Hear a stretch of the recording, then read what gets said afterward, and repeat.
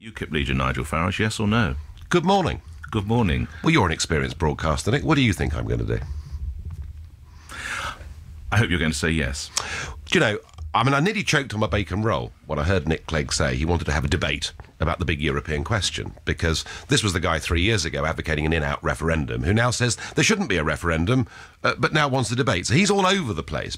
I've thought about this overnight, and, do you know, the reason I got into politics, because I was working in the city, I was working in the commodities business, and I got involved in politics because I felt on this great question of who governs our country, our own parliament, by the men and women we elect and send there, or the European Commission and the other institutions in Brussels, that we weren't having a proper talk about this.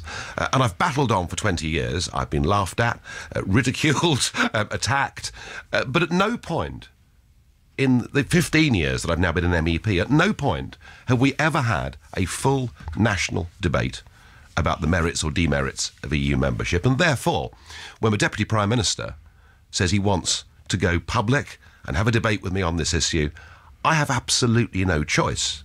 I've got to say yes, because we need to have a national debate on what I think is the most important issue this country has faced for hundreds of years in terms of our constitution. So the answer is yes, but with one small caveat. I do really want for the Labour Party in the shape of Ed Miliband and the Conservative Party in the shape of the Prime Minister to join this debate as well. So the answer is yes, I'll do it with Nick Clegg, but the other two, I would like to see them there as well. What if they say no? They will say no. In fact, Downing Street have already briefed. They said that David Cameron was too busy running the country. Well, running probably is the right word. But actually, Mr Cameron, that's what the debate's about. Who is running the country? Are you running it? You know, as the Prime Minister, who goes to the House of Commons once a week? Or is EU Commissioner Viviane Reding right when she said in London last week that over 70% of our laws are now made in Brussels? I suspect that David Cameron does not ever want to have this debate.